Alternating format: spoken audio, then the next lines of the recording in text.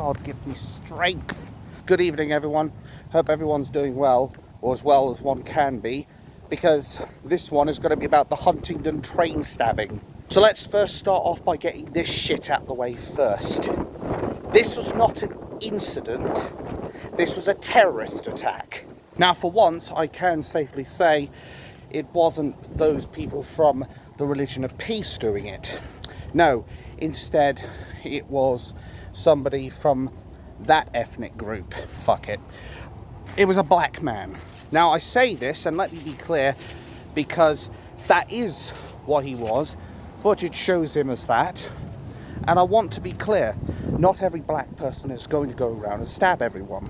But what I will say is that it has been proven time and time again through statistics, reports, and what have you, that unfortunately a lot of knife crimes committed in this country are predominantly committed by black gangs. This is something that Nigel Farage, or as I call him, Nigel El Faraji, has been mentioning for some time. Now, he didn't say it because he has a problem with the colour of their skin, and likewise, I'm not saying it because I have a problem with somebody's skin colour.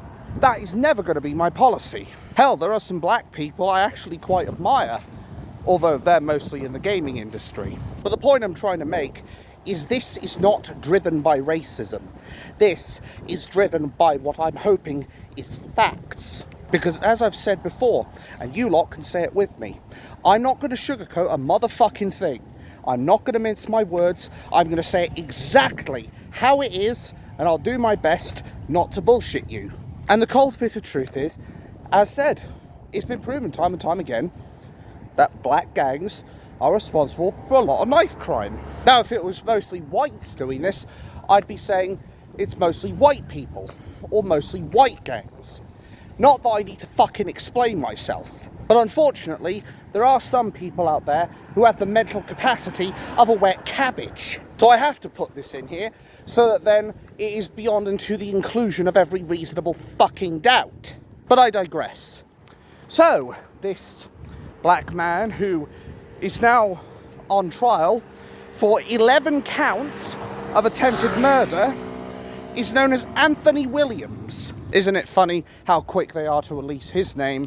But I don't think they would do that with the religion of peace, would they? I believe one person is currently suffering from life-threatening, can't get the words out, life-threatening injuries. I don't know where the word conditioning came from, but hey-oh, them's the breaks. It is absolutely deplorable, no matter what race, if there's a religion, what religion is part of it. Anybody that does this kind of thing, attacks people on a train, you are scum. Pure and simple. You are scum. Now, I think they're saying that he's a British national, but I will take that with a grain of salt, because we know the mainstream media cannot be trusted. Our police cannot be trusted. They have been known to willfully lie through their teeth. That's why they're citizens journalists, basically doing the job the mainstream media should be doing. But what's perhaps more sickening is the fact that this terrorist that went and stabbed 11 people on Huntingdon train, the one from, I believe it was Doncaster to London, turns out he could be linked to the stabbing of a 14-year-old boy. Now, notice how I use the word could, because it's not confirmed yet. So I suppose technically I should be using the word alleged. So I'm not assuming his guilt. I am just saying he could, as in he could be responsible, he might not be. Now, if this is truly the case, and he really has stabbed a 14-year-old boy, oh, that's going to spark shit off, let me tell you. I mean, think about it. We've already had a substantial number of children this year, and of course the Southport attack in 2024, where kids have been targeted repeatedly, where kids can't even go to a fucking dance class now without the fear of being attacked. So what do you think news of this is going to do to the people who are on that train? What do you think it's going to do to the people in this country right now who are already incensed with the mere idea that Keir the traitor Starmer is more interested in protecting invaders than protecting his own children? But of course the mainstream media won't tell you this. You know the drill, folks, because say it with me. It doesn't suit the narrative. Is it any wonder for that reason we have people like Danny Tomo now coming out? He's sick and tired. He's fed up. He is quite understandably pissed off. And right now, he's effectively calling for men to basically meet up. And I can't say what he's doing, at least not in good faith anyway, as I don't know what he's got planned. It could be he's going to set up a bloody baking stall. It could be he's going to go out and wave Union Jacks. It could be that he's going to do something a bit below the belt. I don't know that. But what I do know is that man is quite understandably pissed off. And I think a lot of us are as well, quite frankly. It could be this man is massing up an army of 4,000. Could be 40,000. Could be 400,000. I don't know how many he's going to muster up. But one thing is for sure. These men are not going to be going around singing Kumbaya and singing Sweet Caroline and what have you. Who said Matty would double that number of things? Shut up, you. I'm not that bad. Fuck me. Oh, for fuck's sake, man. I can't catch a break. But jokes aside, this is a problem. We are seeing terrorist attacks by the week now, it seems. Seems like it's happening every week rather than every now and again or once or twice a year. Now, even if it was just once a month, that would be scary, because that would be 12 terrorist attacks in one fucking year. But if it's happening every bloody week, my God, it's enough to send a chill down even the bravest person's spine. What is that? All the fridge is leaking ice cream again. Anyway, that is enough to scare anyone. I don't want this idea of, look at how many terrorist attacks are happening in what is supposed to be the greatest country in the fucking world. Well, we're not showing we're the greatest country in the world right now, especially when we have dictators, or maybe I was right first time, like Keir the traitor Starmer, who is running this country into the ground, inviting people from their third world shitholes to destroy this country faster, and trying to take money from the winter fuel payment that's meant for our damn pensioners and give it to terrorists in Syria and Pakistan.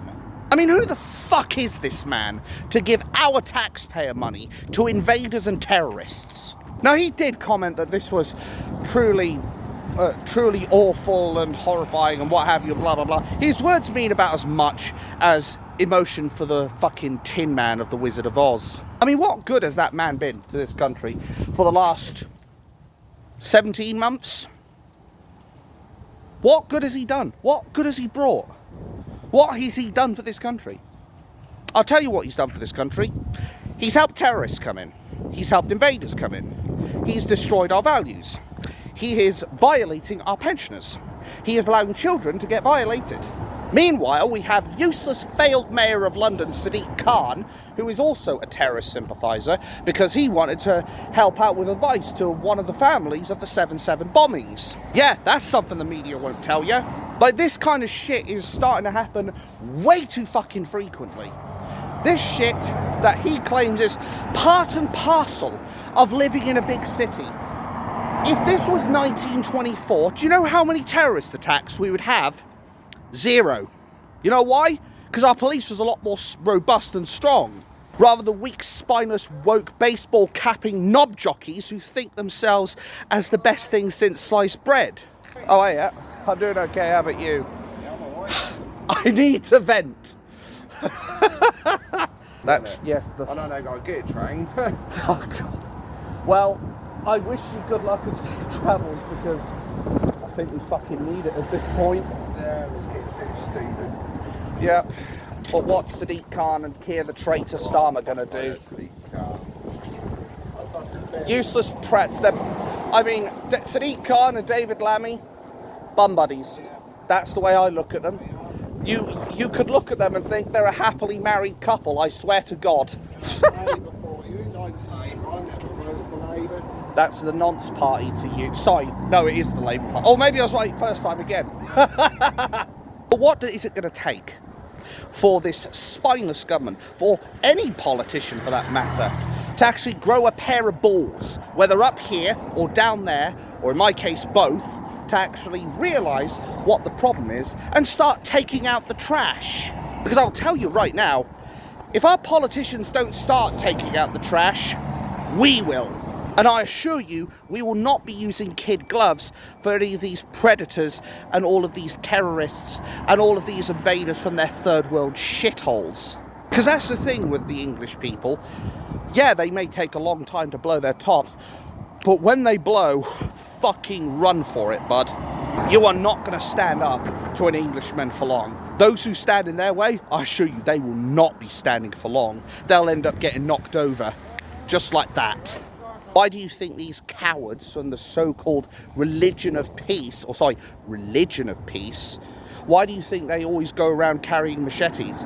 Why do you think they always have these machetes in their mosques? Why is it they always seem to have weapons on them? Like that time where the police raided one house and it turned out that Al-Muhajirun ended up having a sniper rifle with tracer rounds in their house. That's just one that we know about, that they will tell us about. And with rumours being spread around that there could be more hotels basically being given crates of ammunition and weapons and shit, is it any wonder why this country right now feels like it's got a fuse at the end of it? And somebody's sitting here with a fucking lighter, lighting the damn thing. I guess the only mercy you could say about this stabbing that's taken place is nobody's dead. Yet. Like I said, there is that one person who was basically acting as a hero who's in critical condition right now. I hope he pulls through. I hope all the victims pull through and are able... It's definitely gone past. It's probably going to be like a minute or two now. Time is just gone quarter past, so touch wood, it should be here like any minute now. So what is it going to take? What is it going to take for our career politicians to realise that it's not the mythical far right that's the problem? Although ironically Islam is technically far right. It is these invaders, it is these terrorists, it is these predators that are the bloody problem. So maybe you should be focusing your attention on them. Like, we're all tired of this shit. Well, maybe I should stop staying up until 2 and getting up at 6:55. Anyway, we're all tired of this crap. We don't want to sit here in our own country endangered because Keir the traitor Starmer and our two-tier policing society won't protect us. We want to be able to depend on our police to do their job, but we can't. And I suppose something else I should have pointed out as well is I have actually called out people who are not non-white. Wait, no, I've worded that wrong. I haven't basically avoided calling out the white scumbags who have basically gone around and shot people, stabbed people, blew people up. Because here's the thing, a moral compass will allow you to treat all sides equally and go after them with the same vigour as you would other people. So don't think for 1 second that I have not gone after people like, I think there was one in, was it Sweden or Finland or something? But there was a white man who ended up attacking people in a marketplace, I think it was. Called him out and roasted his chestnuts over a fire just as much as I would Anthony Williams, quite frankly. But I don't need to prove that I'm not racist, because at the end of the day, the truth will defend itself. For every lie you tell, it's another story you have to remember. But as said, if you just keep telling the truth and don't try to tell any lies, what is there to defend? It'll do it for you. But what I also find chilling is what I also looked at earlier today about, I believe Paul Thorpe put out a video about self-defense, which he is quite right. Unfortunately, our police are more interested in arresting people who prepare for acts of self-defense or want to defend themselves when they're being attacked than actually go after people who are doing the attacking. I mean, how sad is it that if you have, I don't know, say a hammer or a knife or something at your front door and somebody's trying to break in, well, I probably wouldn't have it there because then just easily reach it, but the point is, if you prepare any weapon for an act of self-defense, that's 5 years in jail, just like that. Meanwhile, we've been seeing sex predators, we've been seeing paedophiles, we have been seeing terrorists in some extreme cases get off with less time than that. Hell, Alex Belfield got 5.5 years, although I think he's only served like 2, although I think I've heard he's actually going back to prison because he basically violated his bail conditions. But the point is, he was given 5.5 years for simple stalking. Let that sink in. 5.5 years for simple stalking. But having a weapon for self-defense is 5 years. Where's the bomb squad? I think my head's exploded. Anyway, why the fuck are these sentences so disproportionate? Like, come on. What drugs were they smoking in the judiciary? Are you sure you're not under the influence, sir? No? Fucking liars, I swear to God. I know Paul Thorpe hates doing a video like that. I know what it feels like to have to make a video that you're not very fucking comfortable with, as it's a video that you frankly hope you never have to make. But unfortunately, we are living in what I would call an anarchistic, tyrannical time, where lawlessness is rife, and the oligarchy could do something about them, because there is the law enforcement in place, but they're after you lot, not them. Bone chilling, isn't it? That our two-tier policing society would rather go after people on tweets rather than people on the streets who are going out of their way to attack jewelry stores, watch stores, going out of their way to rob banks. They'd rather go after people who sent a mean Facebook post or a mean tweet on the internet, or people who want to wave their Union Jacks. They'll arrest people for showing patriotism, but they won't arrest people that are actually going out and committing serious crime. I don't think England has ever seen such a dark time in all of its history. And I should know. I've been taught enough bloody history. The 2 world wars, what happened in Battle of Hastings with that knob who ended up falling for somebody's trap or whatever. There are so many things. The 1886 or whatever it was, peasant tax revolt, just to name a few. There are so many dark times that could be recorded as far as what's gone on in this country, or the British Empire is concerned. It doesn't even bear thinking about that now we're living our darkest times here in 2025, where there is a very real possibility of a civil war starting in this country, which has not happened for nearly 400 years. And yet we have Keir the traitor Starmer actively trying to encourage it. Yet our two-tier police, as I said, they won't protect us.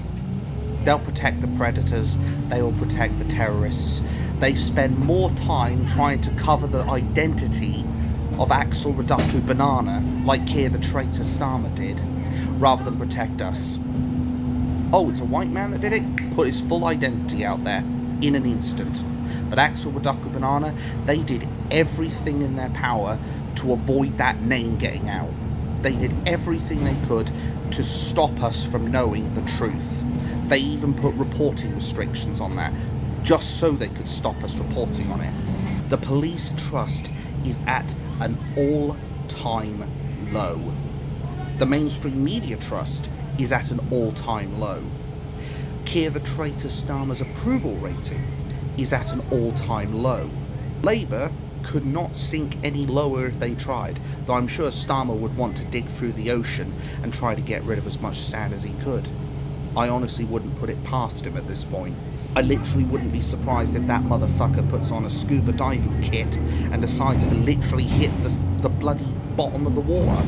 But it's scary when you think about Paul Thorpe, who would almost never, if ever, try to put out a video about self-defense. And yet here he is doing it now. Not because he wants to, not because he feels because he has to, but because he doesn't want to see anybody else get hurt. He's not even doing it because he wants to, he's doing it because he doesn't want to see any other people getting hurt. He feels like it's a civic duty at this point to put a video like this out, and I don't blame him. I really don't. I haven't agreed with a lot of things with Paul Thorpe has said or done, but you know what? I stand by him 100% on this video. I'm not going to sit here and advocate for people to break the law. But at this point, you have to ask the question, would you trust the police? Now let's say I existed back 100 years ago, where I might have actually been gorgeous and 10 stone. Anyway, think back 100 years if I actually existed back then, and you asked me that question, do you trust the police? I'd probably say, yeah, I do. Because they actually stood for something. They actually had principles. They had a moral code. They actually did their job. They actually prioritised policing the streets. Well, to be fair, they couldn't do the tweets as computers didn't exist back then. But my point is, the police were actually respected back then. The 1940s, they are respected. The 1960s, they are respected. The 1980s, they were respected. Jump to 2025 and ask me the question, do you trust the police? I would, without hesitation, I'd say no. I cannot, in good faith, actually say I trust the police. That would be a blatant lie on my part, and it would be another story I'd have to remember. But jokes aside, I couldn't in good faith trust the police. Not after all the shit they've done. They covered up the rape gangs. They've covered up the identities of criminals. They protected the criminals more than they protected us. Thank you. Remember what I said about us living in an stroke number one, anarcho-tyrannical society. I had a feeling that was going to trip me up, god damn it. And there was me thinking I was going to go stroke free. But anyway, the fact of the matter is, if you try to say, I'm just quoting from Paul Thorpe at this point, but if you say, let's say I've got a can of WD-40 or whatever, or I've got something in here and I'm preparing an act of self-defense, they can arrest you on the spot for that. And considering how they've policed the tweets rather than the streets, I would not put it past them to arrest you in that very second. Unfortunately, we are living right now in all but name only, in a lawless society where you can be a terrorist, you can be a criminal, you can be a paedophile, and you can effectively get away with almost anything, or at the very least get away with a slap on the wrist. Meanwhile, you could literally just post the most innocent thing on the internet. It gets misconstrued or hurts somebody's feelings because they're more sensitive than a melted snowflake, and then you get arrested. Oh look, sod's law. This is the two-tier policing society. You can't plan this shit, you really can't. But the point is, I wouldn't put it past any of these fuckers to arrest you if you dare to say, I'm using it for self-defense. Now, far be it for me to say you should lie to the police, because you should be able to trust the police. But the cold bitter truth is, as we all know, the police are not your friends. The police cannot be trusted. And if I had a choice between disclosing that I had to defend myself against somebody who was threatening to kill me, I would sooner try to hide the body than actually go to the police, quite frankly. I would sooner do everything I can to mention to my neighbours and what have you that I did not want to do that, or I would do whatever I could to make it very clear, like I'd shout it, like, I don't want this, I don't want this. And then that way, I can rely more on the neighbours to protect me than our predatory police. Oh, and if you don't like what I'm saying, Norfolk Constabulary, feel free to visit me. You visited my house several times. Feel free to call in. I might even have a nice cup of tea ready for you. But until you prove otherwise, that you are not predatory, I will be calling you that. I mean, how scary is it that we live in a society now where we see the police as our enemies? We see the government as a second enemy. We see the mainstream media as a third enemy. And then we have the terrorists, the paedophiles, the criminals, and all that shit in group number 4. Like, how sad is that? That we literally have to sit here and we've got literally enemies dotted all around us. Like, we're fucking surrounded by enemies right now. And most of them are not even our bloody fault. And then we have all those wankers on Twitter and what have you basically saying, oh, look at old Whitey. Look at how racist they are. Narinder Kaur, there is an old saying for people like you. Those in glass houses shouldn't throw stones. Or in my case, it would be a boulder. Anyway, people in glass houses should not be throwing stones at this point, and you are a prime example of that, Narinda. You sit here constantly slagging off old Whitey, and then who ends up being racist against all those Pakistani rapists? Who used the 4-letter word? Or technically 5 if you want to make it plural. But my point is, Narinda is just as racist, if not more so, than any of us ever could be. But the oligarchy and our 2-tier policing society are more interested in coming after us. As I've said, I wouldn't advocate for anybody to break the law, to go on a violent revolution, to go to civil war, to attack the police, to attack MPs. I wouldn't advocate for any of that shit. Because, as I've said before, unlike Narinda Kaur, I actually have this thing called a moral compass. Yes, it sometimes goes on the fritz every now and again, but it always leads me straight in the end. Our 2-tier policing society, on the other hand, they're more interested in dealing with you and me. People who dare speak out against the government, who dare to speak out against the police. They have a very, very big grudge against us, and they wonder why we bear such animosity to them. Well, maybe it's because they're all a bunch of pigs, or at least most of them are. Anyway, my point is, if the police want respect, it's a 2-way street. They need to do their job before we decide to respect them in hand. Right now, we have Paul Thorpe effectively encouraging people to lie to the police. Now, I'm not saying that to discredit Paul Thorpe. I'm saying that because if somebody like Paul Thorpe is telling us this shit, no matter what you may think of him going to Spain, no matter what you may think of him as a grifter, which he is not, I personally don't think, because if he was, the money he's making from Tommy Robinson wouldn't even come to a fraction of what he was getting if he did not support Tommy Robinson. But my point is, if he's saying this, we need to listen. If what he said is true and he really has spent 6 months on bail for protecting himself and his family from an armed attacker, I think we need to take note. Not even Tommy Robinson has gone through stuff like that. You could argue, well, there was the time where a Somalian was threatening to basically throw boiling water and sugar on it, basically napalm, over his face, takes the skin off. You could argue that he did self-defense on his own initiative to protect himself, but there was never a family member involved in that shit. This has a family member involved with Paul Thorpe. Oh, actually, no, I do remember one time where I believe his daughter was getting sexually assaulted by one of these Muslims who decided to put his hand on her ass.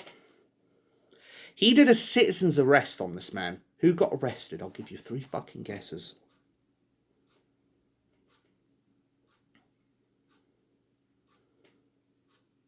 Okay, time's up. Tommy Robinson. He was the one who got arrested. But of course the mainstream media won't tell you this. Yep, we're doing it a second time. You know the drill, folks. Because say it with me. It doesn't suit the narrative.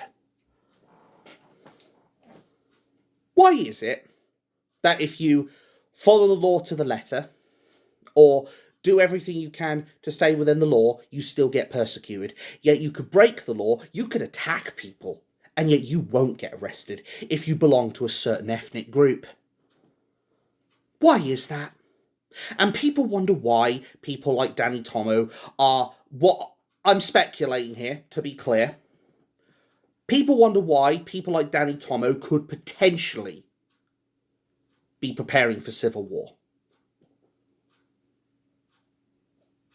Am I wrong? Am I wrong to speculate that?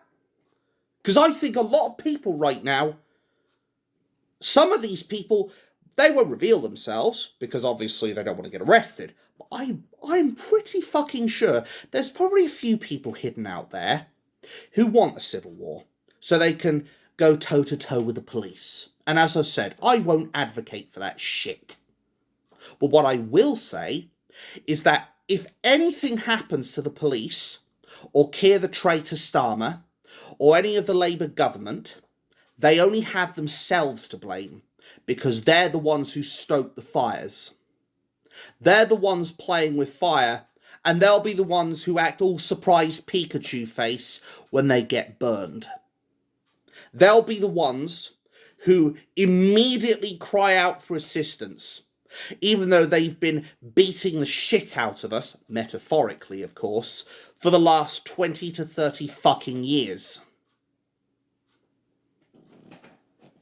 It's a scary time where God, I can't get the name out, can't get the words out again, where Paul Thorpe is telling us we need deadbolts in our doors.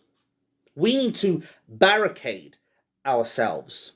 We need to have a safe room where we all go to without question when we want to avoid an attacker in this lawless society, effectively. It is lawlessness. The only thing that stops it being a complete lawless state is the fact they haven't declared it yet. The bottom line is this. These are dark times we're living in, much like this room. And it's only going to get darker from here on out, quite frankly. We are living in a very, very scary time where invaders from third world shitholes and people of certain groups of people are more than willing to brandish knives, blades, machetes, acid, whatever they can get their fucking hands on to attack us. Because here's the thing. You can sit here and ban weapons all you want. Airsoft gun coming up, disclaimer. You can sit here and ban weapons all you want. But here's the thing. Sooner or later, someone's going to come along and they will be armed. And when they are armed, whether it's with a gun, whether it's a blade, whether it's a car, they're going to use it. They don't give a shit about the law because they have no intentions of following the law. The only thing that gun crime, knife crime, and all the other crime, controls, I should say, all gun control and knife control does is it hurts the people who are already abiding by the law, as you are taking away options for them to defend themselves. When you make it so self-defense is no longer lawful, where do they go? Oh, I better not fight back against my killer. Yes, go ahead. Come on, stab me a few times. Come on, put a bullet in my head. Do you think people are going to be thinking like that? Like fuck are they? If people are put in that situation and it's like someone's got a gun to their head or someone's got a blade and they're stabbing them, do you think they're just going to sit there and be like, yeah, I've had a good life, let me just sit here, roll over and die? No, they're going to fight back. They're going to want to defend themselves in any which way they can. And all you do by making these stupid self-defense laws is you hurt your indigenous populace. I have yet to see one person on this fucking platform or any other platform that would willingly let someone kill them. Except maybe if they were in like an extreme level depression. But that's about it. And I would then say, seek the Samaritans, get some help. That's what I would say. But I have not met one person who has actively said, yes, I just let the killer attack me and end my own life. I was quite happy with that. But here the traitor Starmer and our two-tier policing society think that's how we should be. I'll tell you right now, anybody comes through my fucking door, forceful or otherwise, they start attacking me, their human rights are forfeit. Soon as they attack me, I go straight into, I am fucking defending myself. If they start trying to attack me, I won't hesitate to kill them. Simple as that. Because at the end of the day, it is a matter of life and death. It is a matter of, it's either his life or mine. If someone's coming at me with a fucking knife, I am going to do everything in my power to keep myself alive. No matter how slim my chances are, unlike my figure. But at least I'll go out swinging. What say you, Starmer? If someone's got a gun pointed to you and says, are you ready to die? Are you going to sit there and say, yes, I'm ready to die? Or are you going to want to fight back? Or are you going to plead for your life? It's a very harsh topic to suggest, isn't it? But someone's got to say it. And I don't bear any malice towards Keir the traitor Starmer. I may hate what he's doing as our Prime Minister, but it is purely from a professional issue rather than a personal issue. I guess what I'm trying to say is, I don't think there is any patriot who is worth their salt who is going to sit here and just roll over and die for their country. They will fight to their last breath.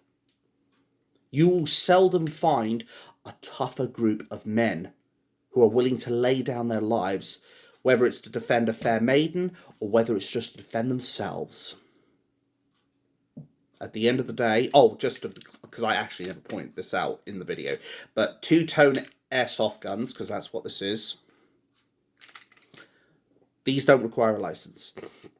So, sorry, Norfolk Constabulary, you aren't getting me on this. Never will. But back to the point I'm trying to make. You will not find one patriot who's worth their salt just roll over and die. The day that happens is the day I put this in my mouth and blow my head off. It's not going to happen. Starmer, you've got two choices right now. You take control, take out the trash, and salvage what little dignity you have. Or you try to continue this anarcho tyrannical society you are making for us, and we'll see what happens when the good men and women of England go to war.